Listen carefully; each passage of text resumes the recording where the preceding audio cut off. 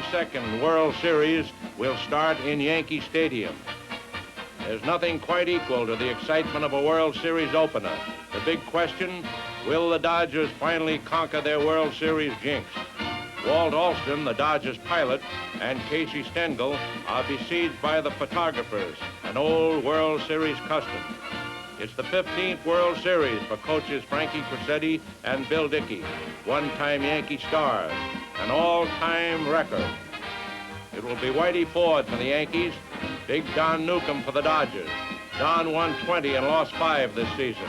Whitey was 18-7 for the Yankees. Real veterans of the Classic are the rival shortstops. Pee Wee Reese of the Dodgers is going into his 6th World Series. Rizzuto of the Yankees is 9th. Game time is drawing near, and the huge crowd is on edge. And there they are, the Dodgers and Yankees in full strength. All are silent as the band plays the national anthem and the flag is raised. The ground rules are being discussed, and here come the Yankees for the start of game number 1. Junior Gilliam, Brooklyn's leadoff batter, faces Whitey Ford, and the World Series is on.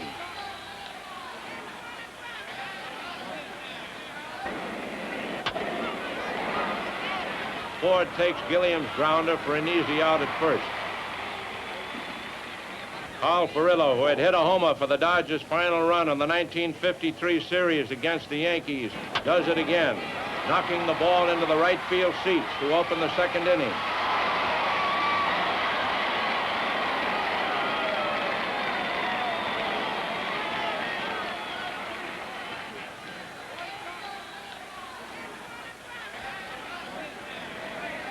After Hodges bounces out, Jackie Robinson slams a triple to left center.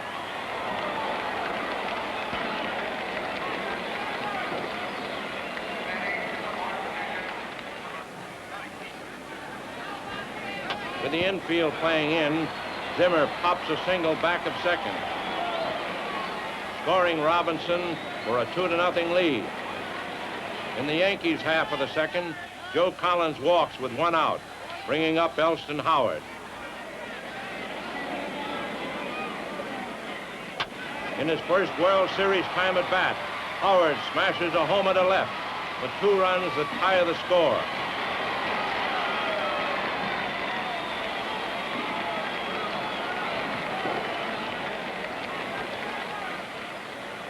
Duke Snyder, who hit 4 homers in the 1952 World Series, opens the Brooklyn 3rd with a tremendous blow into the 3rd tier in right field, and the Dodgers go ahead 3-2.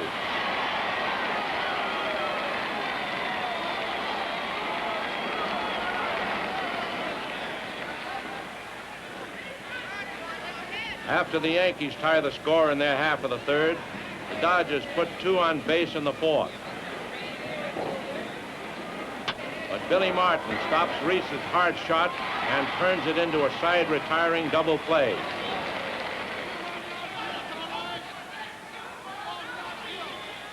To start the Yankee 4th, Joe Collins connects. It's a homer into the lower right field seats, giving the Yankees a 4-3 lead.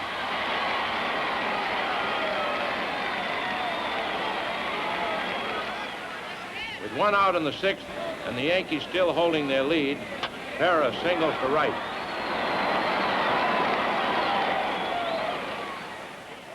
And here's that Collins man again.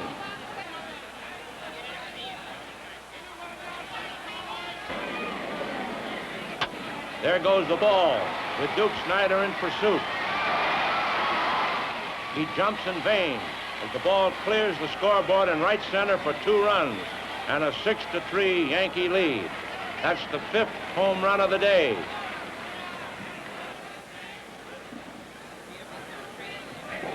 Newcomb's in trouble again when Martin lashes a triple over Gilliam's head.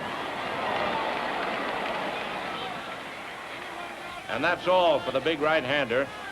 Don Besson is the new pitcher for the Dodgers, and Eddie Robinson bats for Rizzuto. But Martin's anxious to score. And umpire Bill Summers calls him out at the plate on an attempted steal. with Carl Furillo on first and one away in the Dodgers' eighth. Gil McDougall boots Jackie Robinson's hard smash, putting runners on second and third. On Zimmer's sacrifice fly to Noren, Furillo scores and Robinson races to third.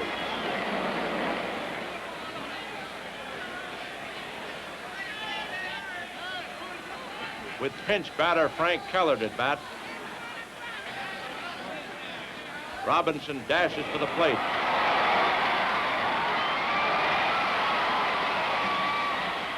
It's close, and umpire Summers calls him safe on the daring maneuver, but Yogi Berra doesn't think so.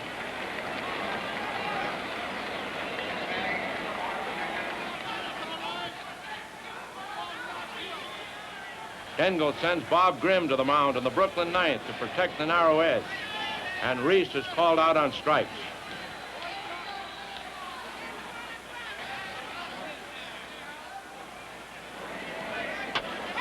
The tying run is on when Snyder singles to right.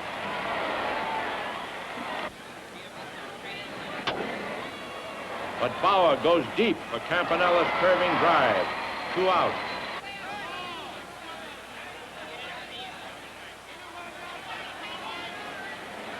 Furillo fans on a high outside pitch, and the Yankees win this first match of the 1955 series, 6-5. The gigantic crowd, 63,869, lives up this big moment in riotous applause. In this battle of home runs, Joe Collins is the hero, and Casey Stengel lets him know it. And the fans will never forget the sight of Jackie Robinson tearing for the plate on his daring steal.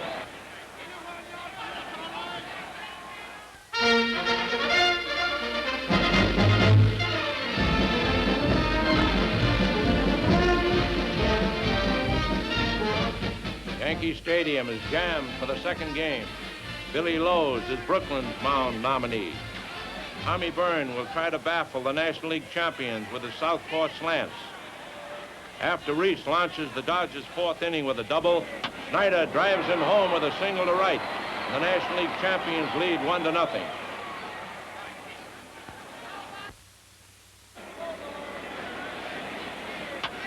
McDougall starts off for the Yanks in their half of the fourth with a hit to right.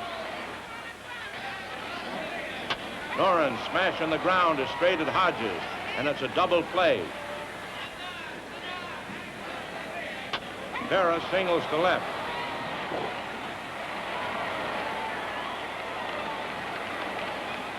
And Collins gets a base on ball.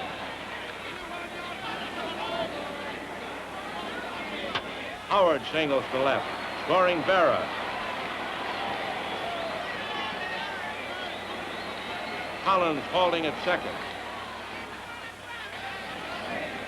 When Martin singles to left, Collins comes in and Howard pulls up at second.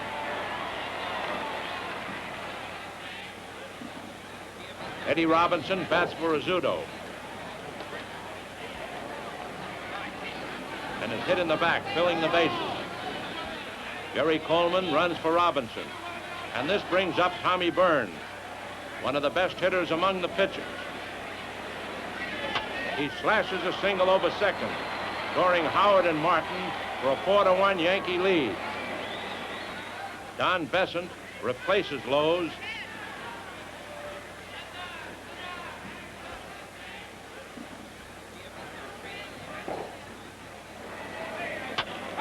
Gilliam's base hit to left with 2 out in Brooklyn's fifth scores Robinson, and the Dodgers trail 4-2.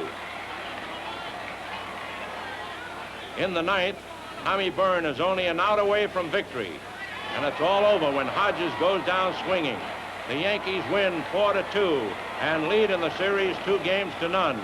It's a thrilling triumph for Byrne, whose arm and bat wrecked the Dodgers.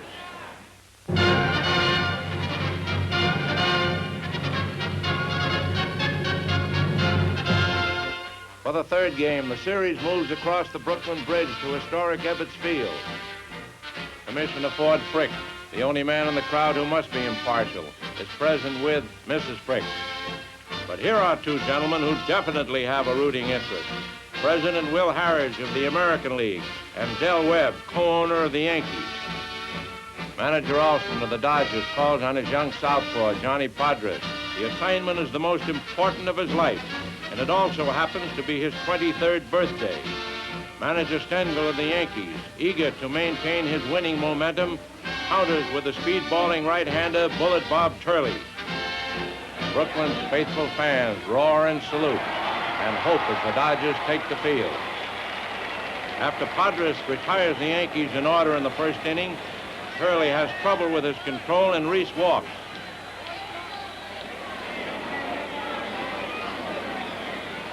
Then with 2 out, Campanella blasts a home run, his first hit of the series, and Brooklyn leads 2-0.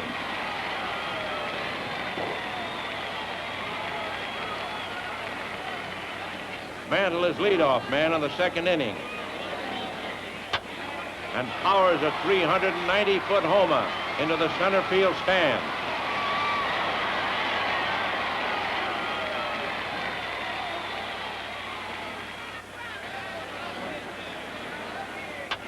Bill Skowron keeps the rally rolling when he doubles.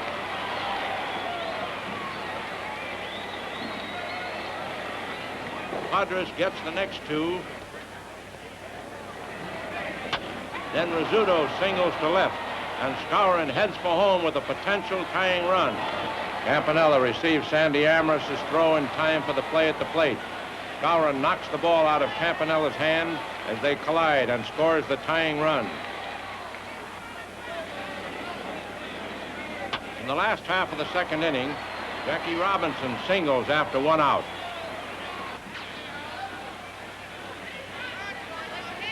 Turley's first pitch hits Amoros.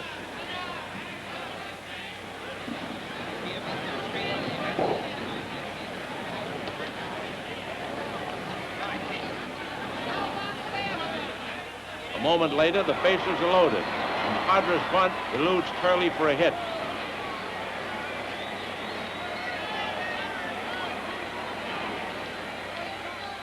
The Yankee pitcher appears upset and walks Gilliam to force Robinson home and snap the tie.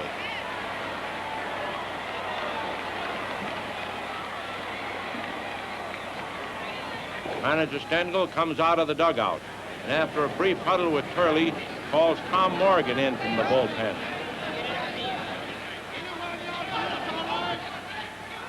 But Morgan can't find the plate and walks Reese to force Amoros home. And the Dodgers lead 4-2. The Dodgers added 2 runs in the 4th to widen their margin to 6-2. The Yankees scored 1 in the 7th, making it 6-3 Dodgers. In the Dodgers' 7th, after 1 out, Jackie Robinson smashes a double to left field and races on to third when he decoys Howard into making a throw behind to second base. Amoros singles and Robinson trots across the plate. After Podres forces Amoros with a bunt, Gilliam revives the rally with a walk. Reese then singles to tally the Brooklyn pitcher, and the lead is lengthened to 8-3.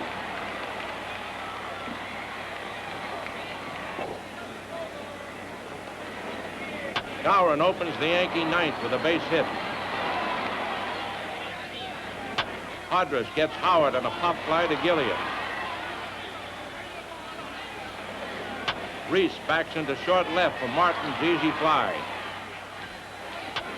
Rizzuto also pops up feebly to Gil Hodges, and Brooklyn's first victory is secure as Podres slams the door on any dramatic Yankee rally. Podres calls his 7-hit victory the best birthday gift he's ever had. Campanella, in addition to doing a masterful job of handling Podres, pounded out a single, double, and homer. Jackie Robinson also had a good day, handling 7 fielding chances, collecting a single and double, and flashing his old-time baseline daring.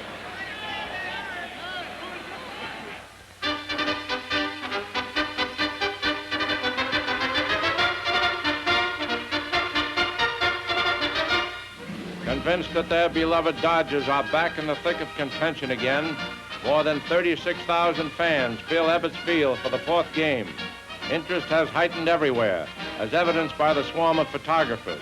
The press box, of course, will be bulging as usual, with newspapermen from all sections of the country. Among the early arrivals is Lou Perini, president of the Milwaukee Braves. From the American League side, there is Joe Cronin, general manager of the Boston Red Sox, and Spike Briggs, president of the Detroit Tigers, with Mrs. Briggs. The pitching rivals in the fourth game are Carl Erskine, veteran right-hander of the Dodgers, and Don Larson of the Yankees.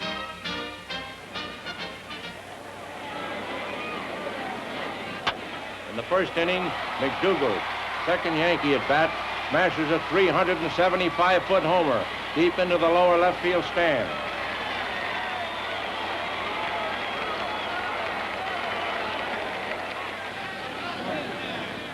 In the second inning, Collins walks. After Collins moves to third on a sacrifice and infield out, Rizzuto steps to the plate. Little Phil singles to left and Collins scores. It's Yankees 2, Dodgers nothing. Amorous walks to open the Dodgers third. With one out, Gilliam sends Amorous in motion with a hit-and-run signal and comes through perfectly with a double down the left field line. The fleet-footed Amorous scores all the way from first. The score is now Yankees 2, Dodgers 1. When Berra singles and Collins walks to open the fourth for the Yankees, manager Alston removes Erskine from the mound and summons Besson. With one out, Collins steals third after getting a big jump on Besson. Martin pokes a broken bat single just over Gilliam's reach, and Collins scores. Rizzuto ends the inning when Robinson makes a fine pickup of his grounder and turns it into a double play. The score, Yankees 3, Dodgers 1.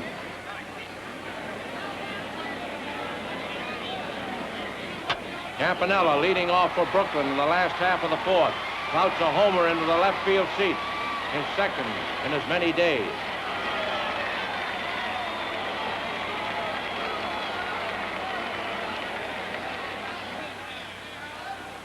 After Perillo beat out an infield hit, Hodges slams an outside pitch over the fence in right center field, scoring Perillo ahead of him, and Brooklyn takes a 4-3 lead.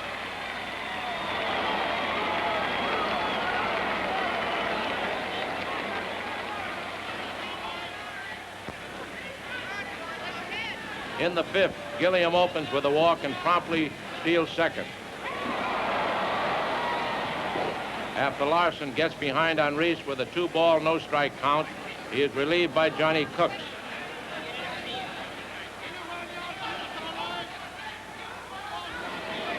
Reese is credited with a hit on a smash to Collins when Cooks fails to cover first base in time. Gilliam takes third on the play.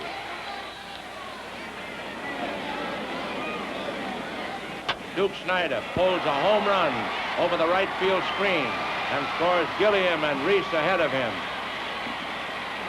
It's his 7th in World Series play and pads the Brooklyn margin to 7-3.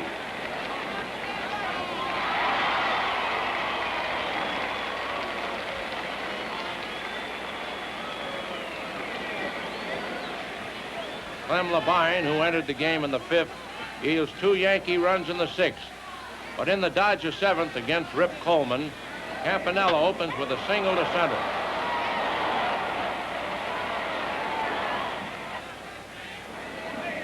Perillo follows with a base hit off the wall in right center, and Campanella goes to third. Hodges slashes a single to center, and Campanella scores. The Dodgers take a commanding 8-5 lead.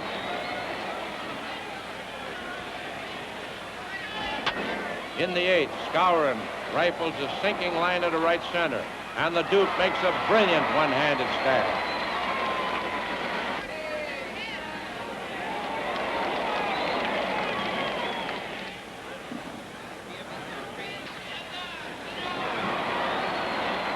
Labine tosses out Mantle for the final out of the game, and the frenzied Flatbush fans go wild as the series is deadlocked at 2 victories each. The triumph goes to Labine for his first win over the Yankees in World Series competition. While he checked the Yankees with 3 hits in the last 4 1/3 innings, Brooklyn power prevailed for an 8-5 victory. Campanella, Snyder, and Hodges hammered out homers. For the second straight day, Campanella collected 3 hits. Hodges also got 3.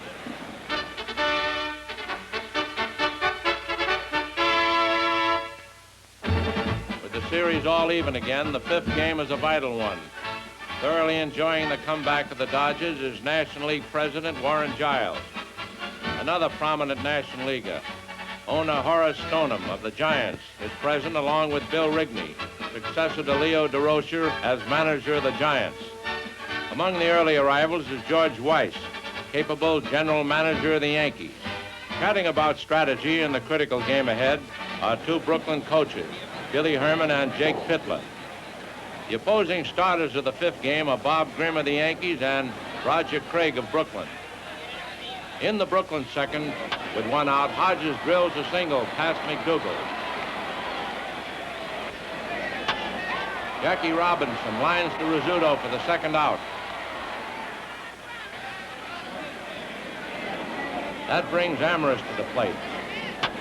And he wallops the ball high over the right field screen for a home run, scoring Hodges ahead of him for a 2-0 lead.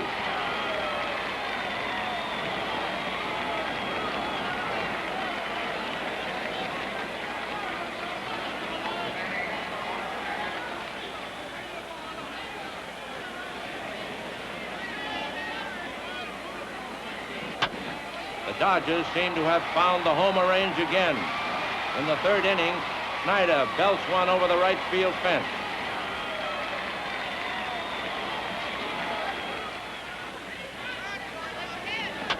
It looks like the Dodgers are going to break loose again when Campanella lines the ball to left center, but Noren makes a sensational diving catch.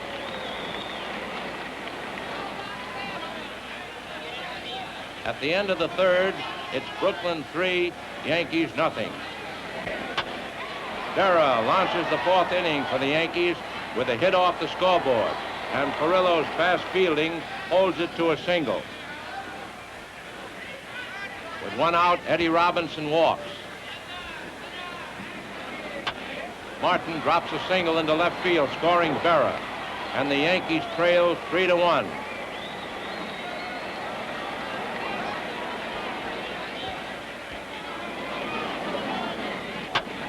Duke Snyder slams another home run over the scoreboard in right center in the 5th inning to give Brooklyn a 4-1 lead.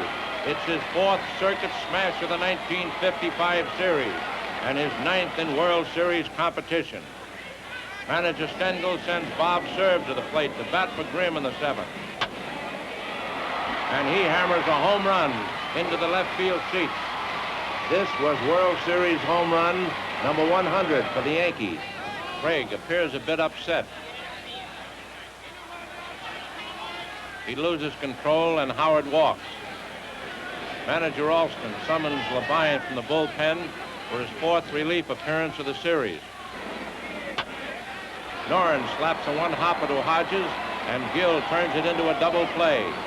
It's another brilliant rescue job by Labine, and the Yankees have to settle for 1 run and are still behind 4-2.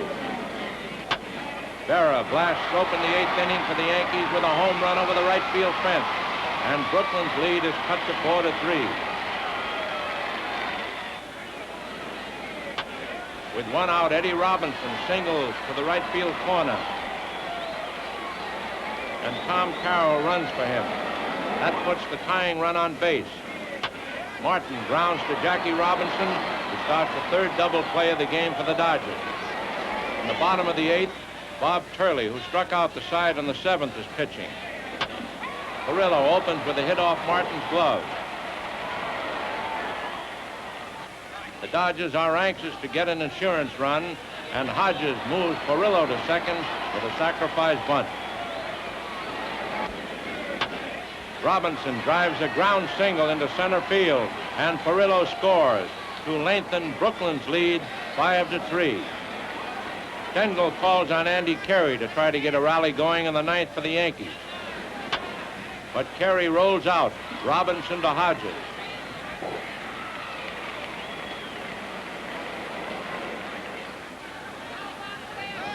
Manager Stengel sends Tommy Byrne up to bat for Turley. He grounds out. Gilliam to Hodges. Howard now is the last hope for the Yankees. But Labine also retires him on a grounder to Gilliam, and the Dodgers win 5-3. For the first time in World Series history, a team has come roaring back to win 3 straight after losing the first 2 games. The crowd of 36,796, largest ever to see a series game in Brooklyn, rocks Ebbets Field with tumultuous outbursts. Labine and Snyder are the principal figures in the Brooklyn triumph. Labine allowed only 1 run in the last 3 innings to preserve Craig's first World Series victory.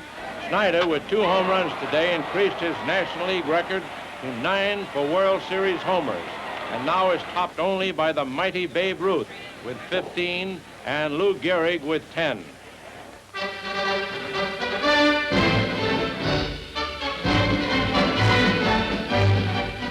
For the 6th contest, the Subway Series rivals are back in Yankee Stadium. And now the Yankees are in an unfamiliar role. They are back to the wall with the Dodgers just 1 victory away from the World Championship. Walter O'Malley, Dodgers president, and his guests arrive early. He is beaming with confidence that his team finally will take the measure of the Yankees. Commissioner Frick greets Private Ray Rosenbaum and Airman Second Class George Morgan, who won the Stars and Stripes poll as the most valuable service players in Europe and made the trip under co-sponsorship of A.G. Spaulding. Duke Snyder, who so far has been the standout hitter of the series, looks over his assortment of Louisville sluggers that have been destructive to Yankee pitching. It will start as a southpaw duel between Whitey Ford of the Yankees and young Carl Spooner for Brooklyn.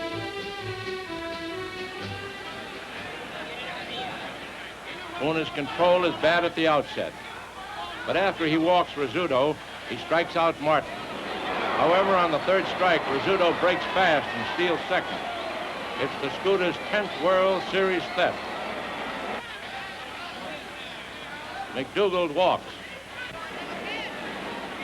Then Berra bounces a single over Spooner's head and just out of Gilliam's reach. Rizzuto scores and McDougald races to 3rd. Bauer singles to left, scoring McDougald, while Berra stops at 2nd.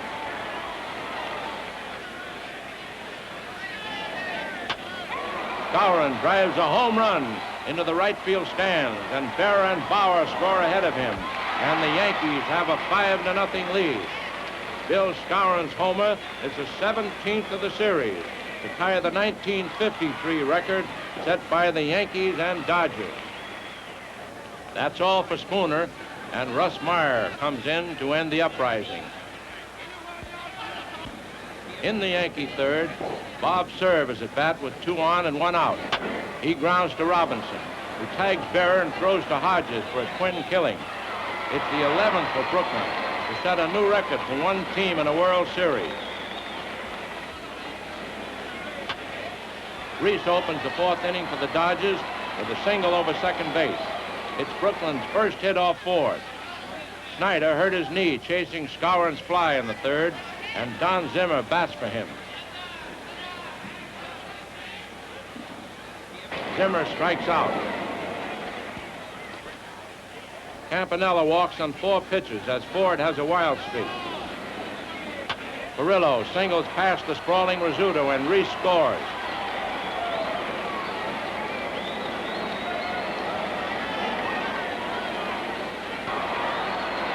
And that's all the Dodgers get out of it, and they trail 5-1. Meyer holds the Yankees in check. In the 6th, Ford taps a roller down the 3rd baseline, and the Brooklyn pitcher makes a beautiful play to throw him out. It's still 5-1 going into the 8th inning, and Ford actually seems to be getting stronger. He starts by fanning Zimmer. Campanella grounds out to Rizzuto. Murillo goes down swinging. In the ninth, Hodges bounces to Rizzuto for the first out.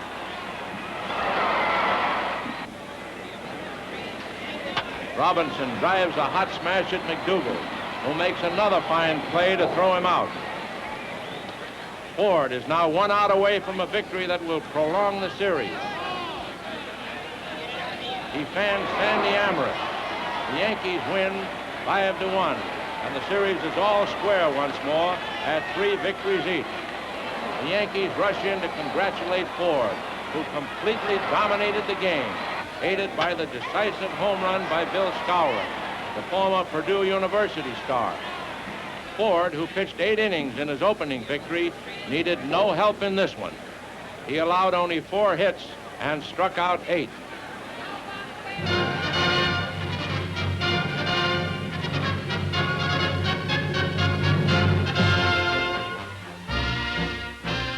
This is the big one. The Yankees and the Dodgers are all even, 3-3. Walt Alston talks to his players in their dressing room before sending them out on the field for the showdown with the Yankees. Alston talks with his youthful pitcher, Johnny Padres. Casey Stengel takes time out for a brief chat with Mrs. Stengel. Another enormous crowd jams the stadium for the climax. Padres and his pitching opponent, Tommy Byrne, warm up for the big test. Little Phil Rizzuto will set a record today by playing in his 52nd World Series game. The huddle at the plate is a signal that the action's close at hand.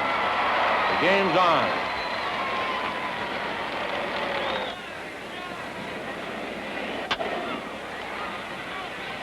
Rizzuto takes Gilliam's high hopper and Byrne breezes through the first inning.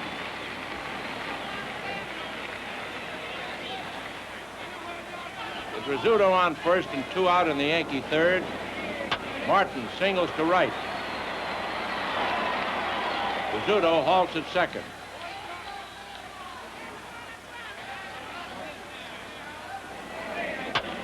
McDougal sends a roller toward third base.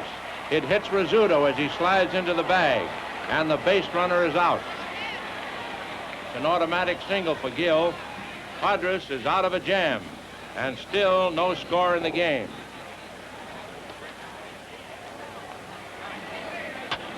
One out in Brooklyn's fourth. Campanella doubles to the left field corner for his team's first hit.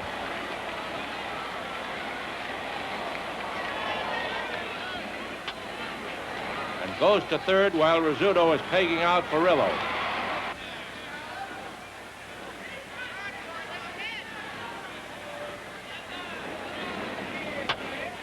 Campanella comes home when Hodges singles to left, and the Dodgers are out in front, 1-0. Berra, who has been a continual threat at the plate with 9 base hits to his credit, opens the New York fourth with a fly to short left center, and it drops for a double between Gilliam and Snyder. But Padres mows down the next 3 Yankee hitters. The Dodgers are still on top 1-0 when Reese singles to center at the start of the 6th.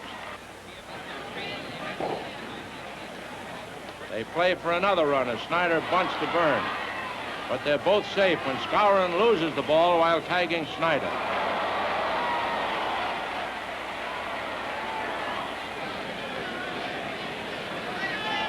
Campanella moves the runners to third and second on a sacrifice bunt. Casey Stengel orders Byrne to pass Furillo, filling the bases and setting up a double play situation. Again playing the percentages, Stengel brings in right-handed Bob Grimm to pitch to Hodges. Gill hits a sacrifice fly to Bob Serve, scoring Reese, and the Dodgers have a 2-0 lead.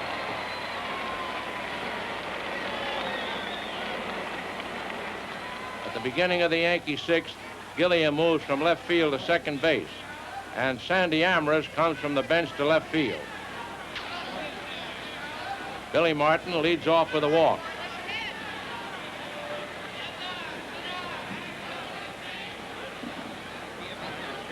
Gil McDougal beats out a bunt to Padres. and the Yankees have the tying runs on base. And up comes Yogi Berra.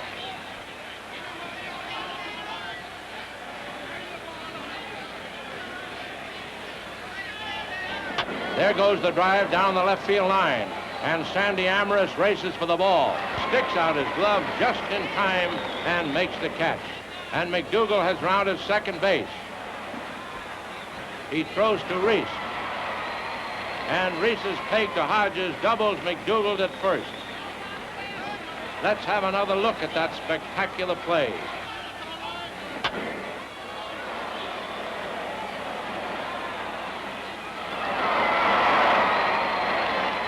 That double play is Brooklyn's 12th, the 19th of the World Series, both World Series records.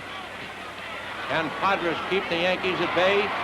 That's what the fans are wondering when the 8th gets underway and the score still 2-0. Rizzuto pushes off with a single to left center. After Martin flies to Perillo, McDougal bounces a single off third baseman Hope into left field, and Rizzuto scoots to third. Here's Yogi Berra.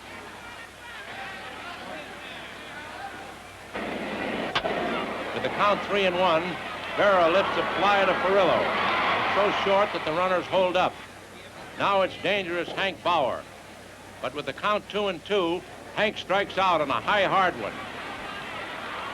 The fans give the kid southpaw an ovation after Johnny Padres' exhibition of courageous clutch pitching. The score, it's still 2-0 as the Yankees come up in the 9th. Bill Skowron bounces to Padres, and Johnny finally makes the throw to first after the ball stuck in his glove. Bob Cerv sends an easy fly to Amaris, and the Dodgers are only 1 out away from their first World Series title. Padres looks like the coolest person in the stadium.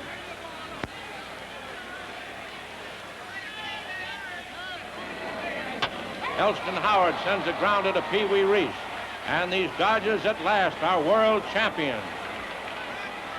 Delirious with joy, teammates and fans mob the Brooklyn pitcher in wild acclaim. In the Dodger clubhouse is the pandemonium only a great victory can generate. And setting the zany pace are Gil Hodges, Duke Snyder, and Don Newcomb.